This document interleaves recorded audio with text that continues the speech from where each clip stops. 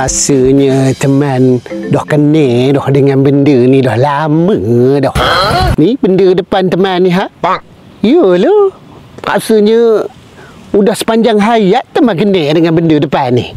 Ada? Takkan teman tak kena kot? Ni Sungai Perak. Sungai yang begitu besar di Kuala ni. Wow. Yang airnya mengalir je tak pernah berhenti. Memang teman dah lama lah teman kena sungai ni. Lebih lama daripada YB kena sungai ni.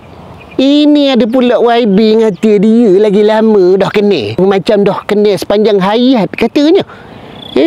Teman lagi lama dah kenanya. Tak percaya kau mengata YB dia kena dah lama. Tengok tu. Kira berapa lama?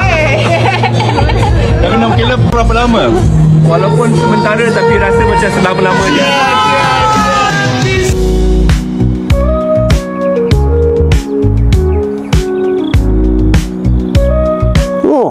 Sampai tersipu-sipu orang sebelah. Ngata dia dah kena lama macam dah sepanjang hayat kena. YB Syed Saddiq. Bila ditanya soalan berapa lama dah kena dengan Bella tu, apa jawapannya? Malulah kawan. Tapi yang teman tahu, teman dah kena dengan sungai ni dah lama dah lah. Macam sepanjang hayat juga. Di Kuala ni koma. Udahlah.